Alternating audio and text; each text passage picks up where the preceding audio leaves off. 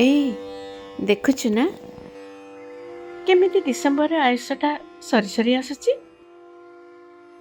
ସେପଟେ ହଳଦିଆ ସୋରିଷ କ୍ଷେତର ଧାରେ ଧାରେ କିଏ ଜଣେ ଗାଉଛି ଗୀତ ତା ମିତ ପାଇଁ ମ। ଏ ଗୀତ ତତେ କେମିତି ଲାଗୁଛି କହିଲୁ? ଏଥିରେ ଅଛି ବେଦନାର ଭାଷା ନା ଉନ୍ମନ ହେବାର ଅଭିଳାଷ?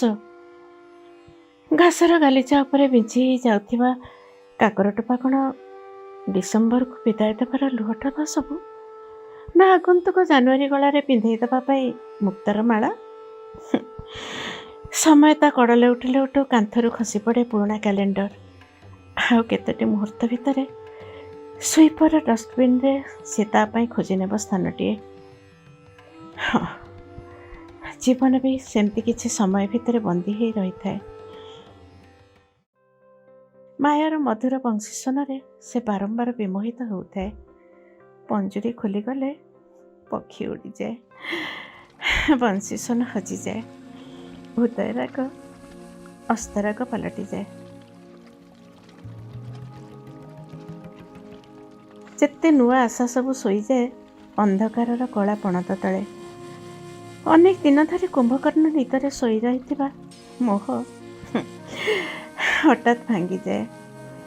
ଦେଖୁଛୁ ତ ପୌଷର ଗଛ ସବୁ କେମିତି ପତ୍ର ଝଡ଼ା ଦେବାକୁ ଆରମ୍ଭ କରିଦେଲେଣି। ଏଇ ଋତୁ ସମ୍ଭାବନାର ନା କିଛି ଅସମାହିତ ଆଶଙ୍କାର? ସେଇ ଅତର୍କିତ ଆଶଙ୍କାକୁ ଏଡ଼େଇ ଯିବାକୁ ଏଇ ଦେଖୁନୁ ମନ୍ଦିର, ମସଜିଦ, ଗିର୍ଜା, ଗୁରୁଦ୍ୱାର ସବୁଠି କେମିତି ଭିଡ଼ ଜମି ଆସୁଛି।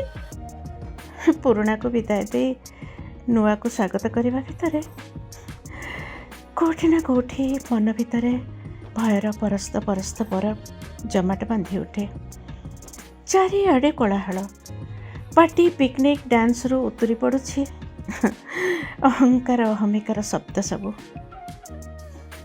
ମୋତେ କିନ୍ତୁ ଆପରି ଧରିଛି ଯେମିତି ଶବ୍ଦହୀନ ଏକ ନୀରବତା।